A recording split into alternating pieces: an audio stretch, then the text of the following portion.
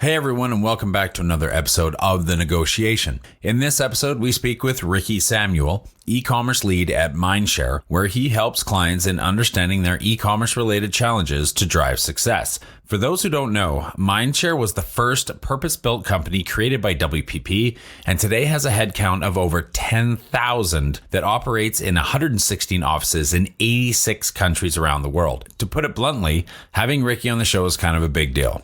In part one, we discuss Ricky's track record of success, starting with his time at Bose and omnichannel sales in Southeast Asia in the early 2010s. We talk about his time at ASUS and just how much control Microsoft had over their local marketing strategy and pricing. We also discuss localized messaging and marketing for Indonesian consumers and driving preferential product placement on search platforms. We end part one by talking about how customer feedback impacted the product roadmap for Indonesia during his time at Hewlett Packard. For those who want to catch our discussion on video, head over to WPIC_co on YouTube to find us there. Enjoy.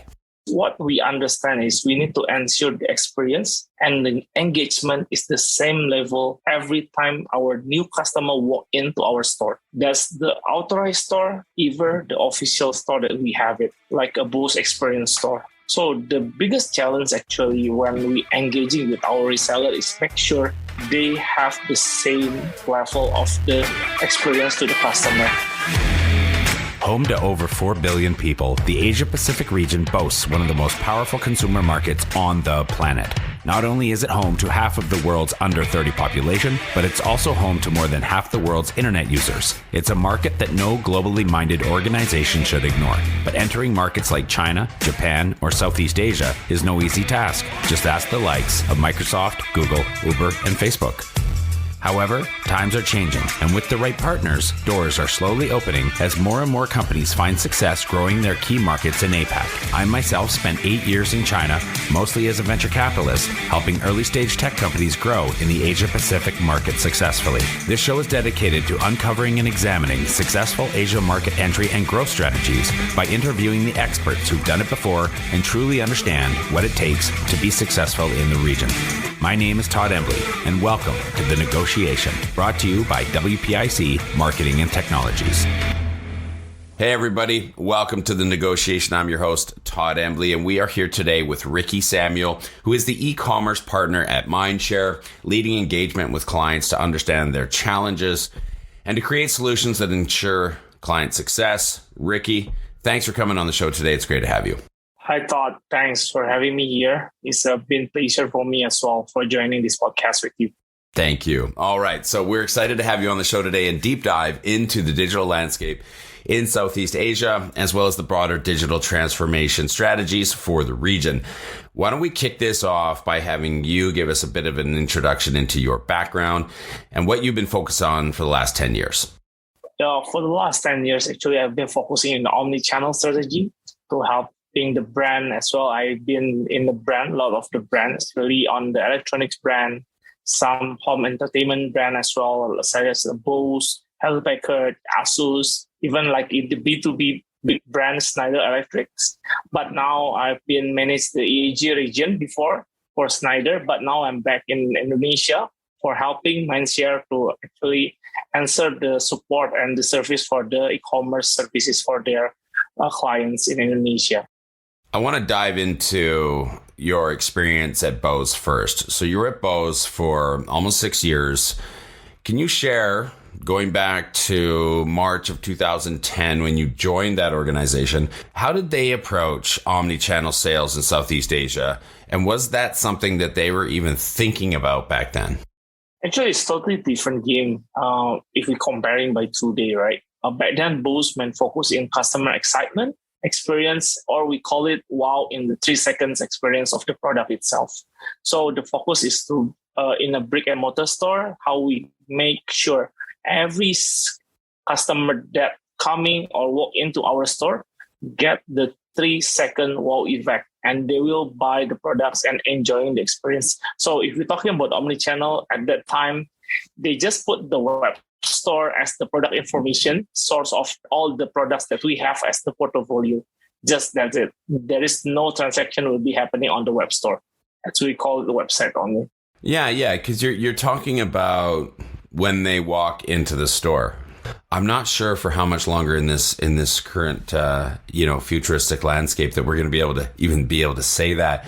The kids are going to go, "Well, Mom and Dad, what did you mean by walking into the store?" So what was that mix of online to offline sales in the region when you joined, and what was it like? What was that mix like when you left in October of 2015?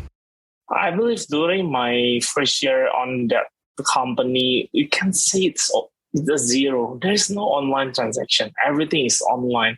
Everything is offline. Sorry. Yeah, there is no situation in Southeast Asia. Actually, all the e-commerce is just starting, especially for high brand like Bose.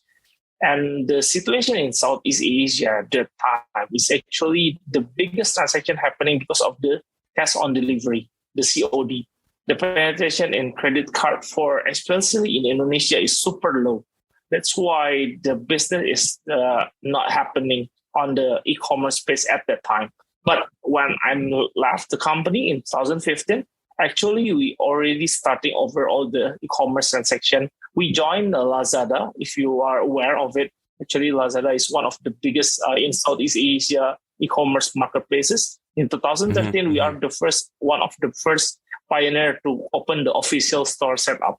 And 2013, 2015, actually, we already reached almost 3% of the contribution of the sales for the consumer products in the online space. So it's quite interesting, and the top management actually quite happy with all the progress. But at the time, the D2C is not happening. So we still focus on the marketplaces for e-commerce. Can you share a little bit about your work, your understanding, and how you were helping set pricing strategies for Bose in Indonesia? So at that time, actually, I managed the focusing on the home consumer products. That means from the headphone, the speaker that we plug in at the home, not the B2B one. So the initial setup that we are focusing on the pricing actually engage the entry level. Because during at that year, the high quality audio products, it's not that high demand. They feel this is the tertiary products. This is not the primary they need. The speaker just sounding the music, not the high quality of the music itself.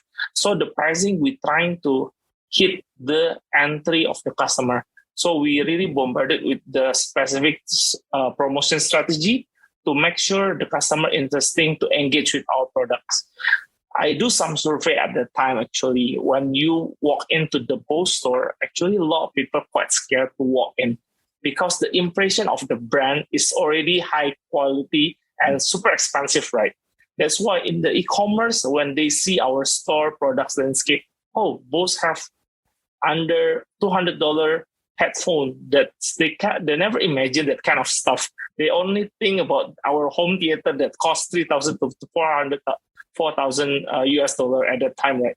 That's why with the e-commerce, we can penetrate with the entry level of the products to focusing on we getting a new customer base, especially during the millennials at that time for our target audience for our new products on the headphone, headset, that kind of things at that time.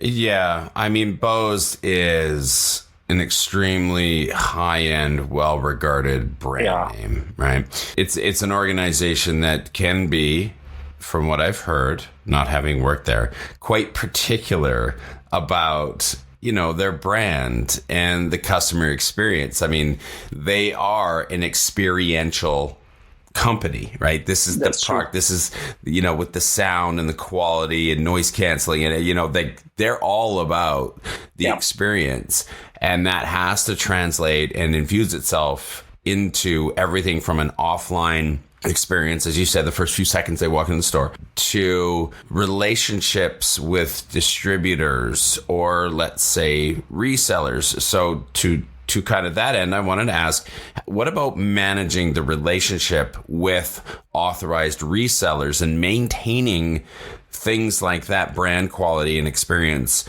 in the market there? Actually, Bose will be Bose.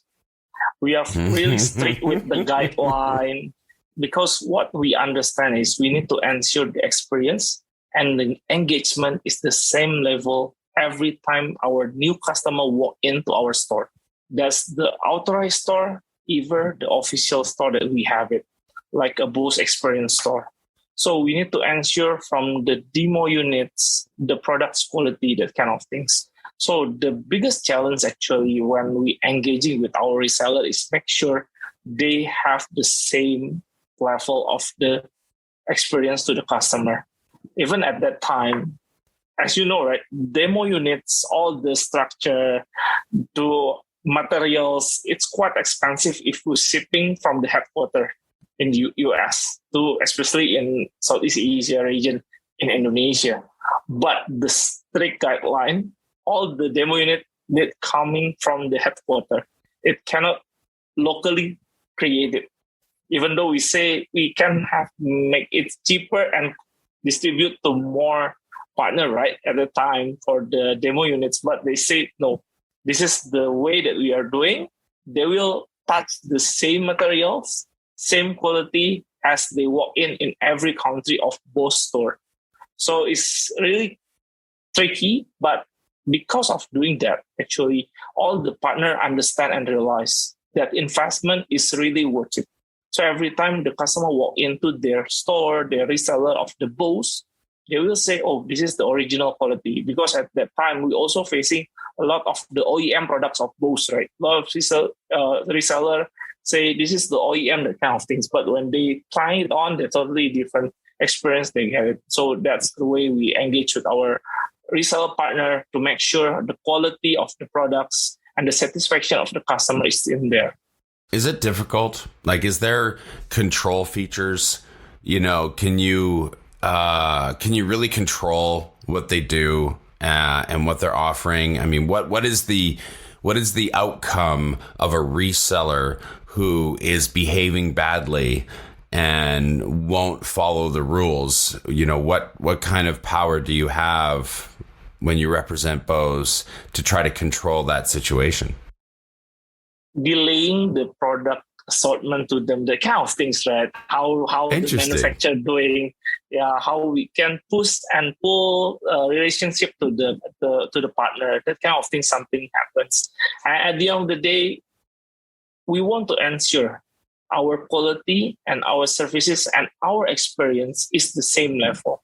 That's why when they become our partner or reseller, they need to commit in that kind of the way, because how we run the products that you mentioned, right? Bose is experimental experience.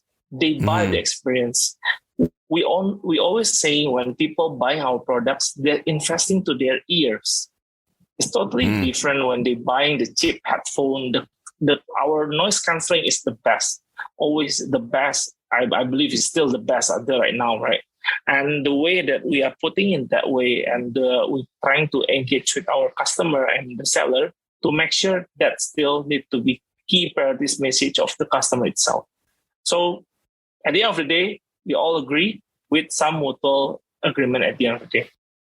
For those of you listening to the audio version of the podcast, you're not able to see us. And if you want to see us, of course, you can go to the WPIC YouTube channel and catch us here. And you'll see that both of us are wearing actually the Apple AirPods as we talk about how Bose is the best in the world. But I think we've all owned great Bose headphones in the past and experienced the noise canceling. I particularly loved it on airplanes to get rid of that white noise of an airplane so I could sleep.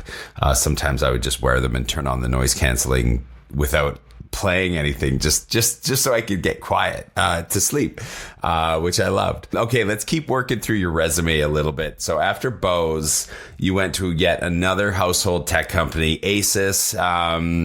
For those of you who may not know, like the ASUS like computers and laptops, and they were huge, particularly in Asia. Like, they were big in North America and Europe. So if you're, in one of those regions listening or watching this show, you will have probably understood ASUS. But if you spent any time in Asia, ASUS was really, really dominant for a time in Asia. So now ASUS, obviously they make the hardware and licenses. They make the hardware and then license the software from Microsoft, right? How much of the control was maintained by Microsoft around, let's say, marketing strategy and pricing in a market, for instance, like your home market where you're sitting right now, because you are based in Jakarta, Indonesia, how much of that marketing and pricing strategy in Indonesia, let's start with, was controlled or influenced by Microsoft when ASUS is operating?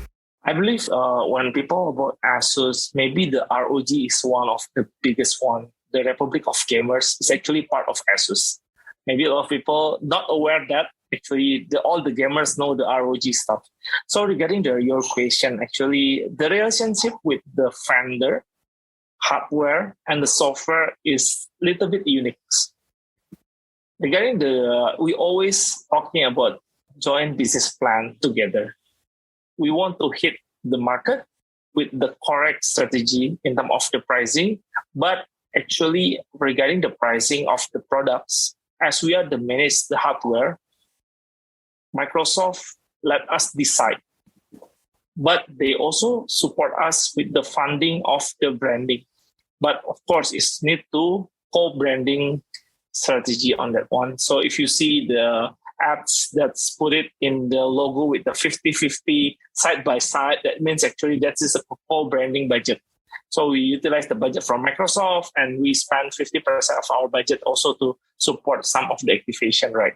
And if you may aware at that time, actually the biggest challenge for Microsoft is manage about the piracy products, right? All the fake Windows, the kind of things, right? That's why actually we have a good deal with Microsoft where we do 100% original software in pre-installed. Because at that time, there is still 50-50. 50% coming from the box without the software. In Asia, it's normally happen that kind of way, but nowadays it's no longer happening. So it's 100% pre-installed by the Microsoft or the other operating system. So Microsoft actually not engaged with the pricing. The pricing still based on the vendor decision in terms of the strategy to penetrate the market itself. But yes, we have like a co-branding budget to do together. You know, I know that control of copycats and piracy and things particularly difficult in Asia in the past. We didn't have as strong or stringent laws that were enforceable. And I'll say that were enforceable because I think there was a lot of law. I think there's laws pretty much covering everything. It's really the enforcement of laws and what you could really do in that region. So you had to be a little bit more sophisticated in your relationships, you know, going back to talking about even those resellers of Bose and how to control the experience. You know, the best defense was really pick the right partners in the beginning. That's going to save you a lot of headache by just picking the right partner up front, right? Besides translating, when it comes to the messaging and marketing, how much work do you have to do to actually localize the messaging and the marketing? You know what I mean? Like not just translating word for word and things like that, but how much localization actually goes into how you deploy the messaging and marketing for consumers in Indonesia? Actually, this is also really critical. As you may aware, ASUS is actually the headquarters in Taiwan. We're trying to engage in the way of mostly China trend kind of things, right? But Indonesia is totally different way of to communicate the products. One of the example is a brand ambassador. Yes, we have a worldwide brand ambassador, but the issue is in Indonesia, who are they? We don't have any recognition about who are they. They are not in our television, right? They are not in our movies, that kind of things. So we totally do significant change the way we did approach our customer. Even we're using a lot of local KOL, key opinion leader at that time, become our brand ambassador. So we're starting from the ROG of our products of the Republic of Gamers using the local team that playing the Counter-Strike at that time, right? It's super big also. So we're utilize all the BAs in the local level. So that's how the localization, not only the translation, but how we key messaging of our products especially in Indonesia, the biggest issue is actually the warranty, the service warranty of the products. So how we engage them, give the additional value of the warranty, you buying safe, because a lot of people thinking about the electronics, the notebook need coming from the US for the better quality, that kind of stuff, right? But the thing is, we coming from the Taiwanese, they may not aware of our products at that time. But when we say we guarantee our products with 2 years campaign, actually at that time, all the brand only do 1 year's campaign. We do 2 years campaign of the communicate about the benefit buying our products. So it's quite a totally different approach with what worldwide doing and in regional, even in the country level for the marketing itself. Back then, was it difficult to have the brand resonate well with consumers in Indonesia because it was headquartered, or that it was a Taiwanese company versus a US or an American company or something like that? Like, did that impact the work that you had to do to help grow the brand in Indonesia?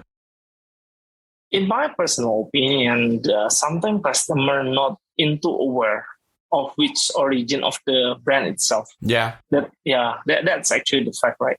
But the thing is, they are more aware about what people talk about that brand. That's why the brand ambassador in the local level, showcasing the products, using the products, it's more powerful rather than we communicate to the customer who we are. So we better engage with the opinion leader about our product itself. So it's more powerful messaging rather than kind of the way. So probably yes or no. It's totally quite not sure regarding the answer on that one. But what we believe is actually localized, even from the KOL or brand ambassador, is the key to win the customer itself.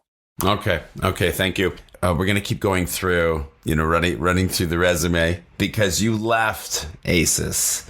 Yeah. And then you went over to HP, right? Hewlett Packard. Yep. And that was at the start of 2018. And it's important to understand, I mean, we are moving through this timeline because it's very much of interest into discussing where we're at today, because a lot of our listeners and brand owners, brand decision makers are trying to predict and understand what the future is going to be tomorrow. We can try to guess all we want. However, what we can at least do, that's the predictions that we can make that are at least somewhat based and baked in fact, can only be done with looking at today and then understanding how we got to today in order to at least have two, if not more, data points to be able to project out and continue to draw that line, to extrapolate out, to understand where we're going in the future. So this is if anybody's curious why we're doing it this way, this is kind of our theory or thesis or ethos here, is to understand where we were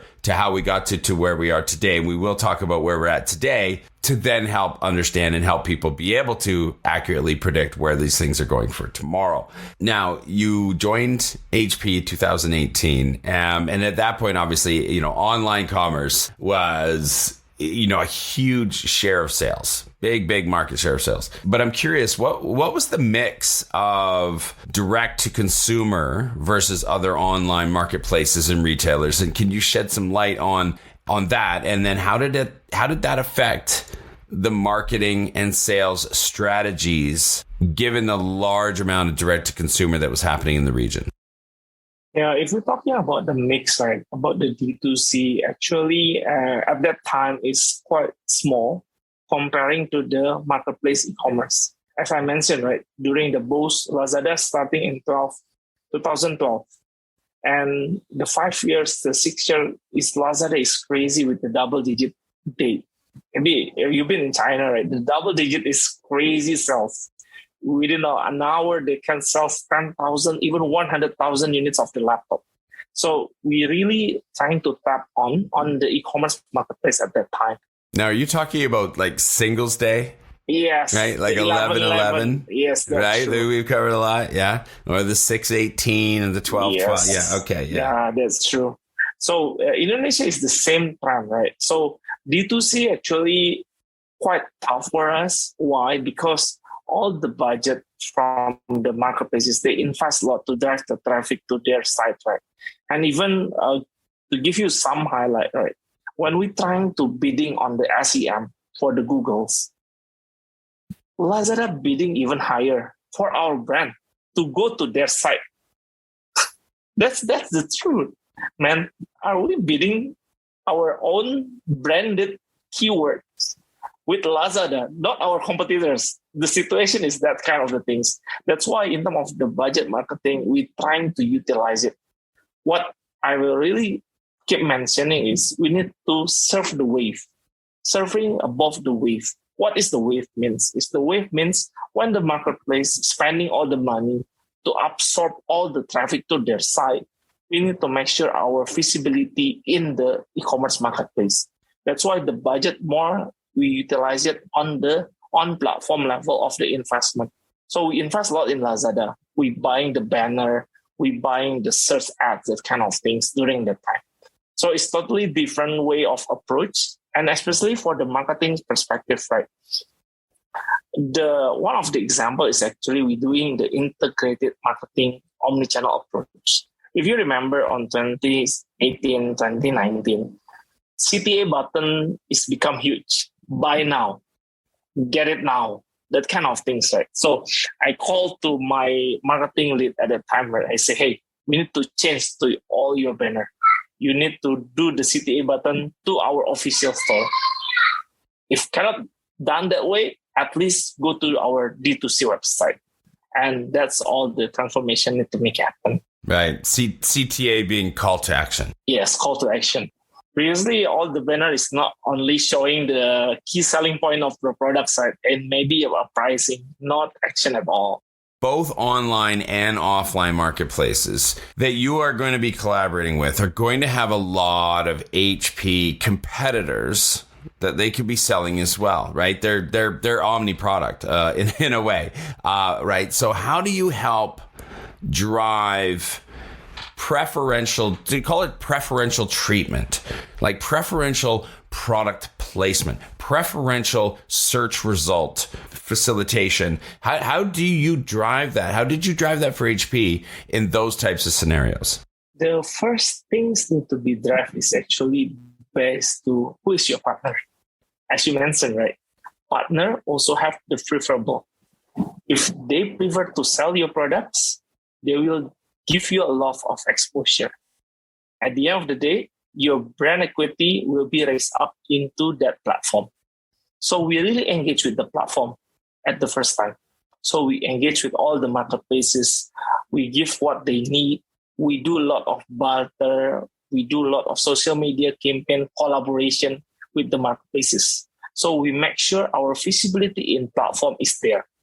After that, of course, we need to engage our end customer to convert them into our customer with tactical promotion, with interesting offering, like additional bundles when they buy online, like free mouse, free gimmicks, that kind of things. As you may aware, right, what our learning as well from China is way ahead, right, in getting off their e-commerce.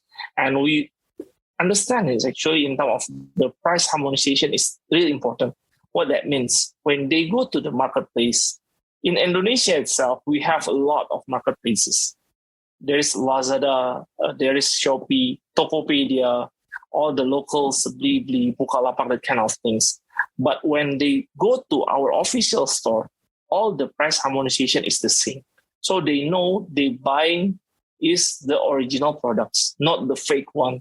Because at that time, a lot of parallel import as well happening inside.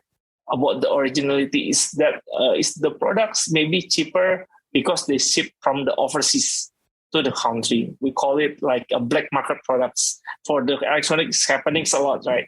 So that's why we ensure our customer, when you buy from our official store, you get the original warranty.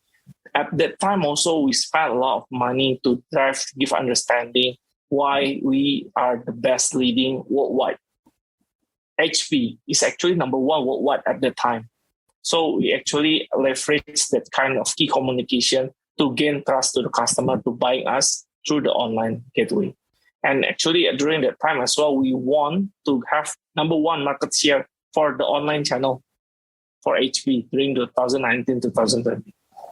Yeah. Wow. After a lot of stuff for the online channel.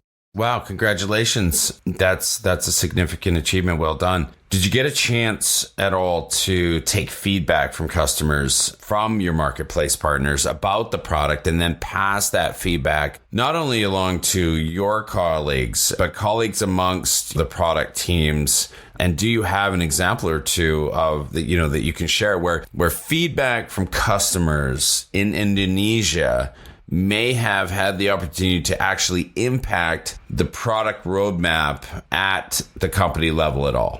So we do a lot of research and survey. Before we launch our products, we need to understand who is our target audience, who is actually the one who will buy the products. One of the examples is actually when we're launching our gaming laptops.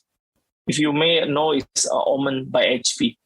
So during the Omen by HP, actually we're trying to do like the old fashion of the launch the products. Just launch it and let people notice about the products. But it's not working. So we try to modify. We try to understand why it's not working. Why is the gaming hardware is totally different with all the consumer laptops. So we trying to understand what they need. So a lot of discussion happening in gaming forum actually.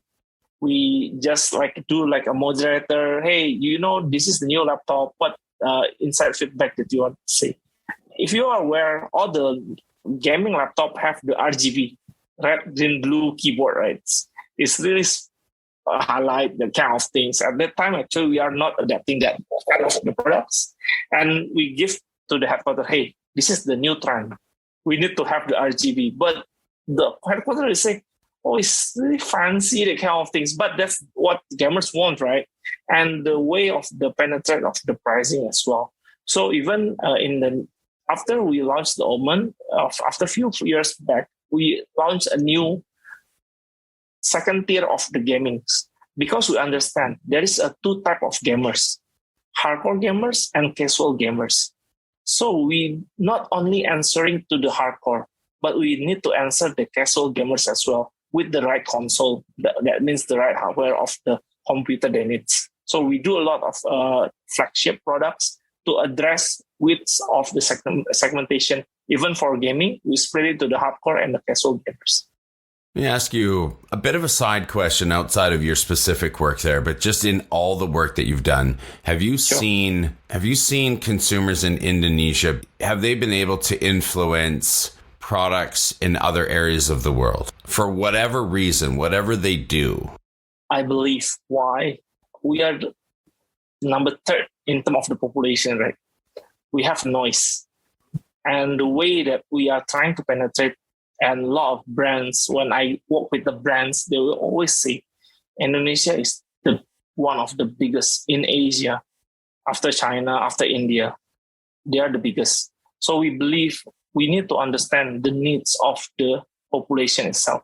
We understand the needs of the behavior, how they spend their money, how they spend the daily life to use our product itself.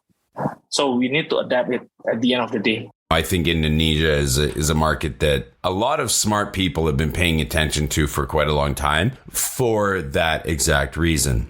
Okay, we're going to end part 1 there. Be sure to join us next week for part 2 with Ricky Samuel, e-commerce lead at Mindshare, talking about achieving e-commerce success in Asia Pacific. Growing a company is hard. Doing it in a foreign market, exponentially so. The best piece of advice I can give you is not to do it alone. When you start looking at the Asia Pacific region for further expansion possibilities, and I sincerely hope you do, make sure you choose the right partners to do it with.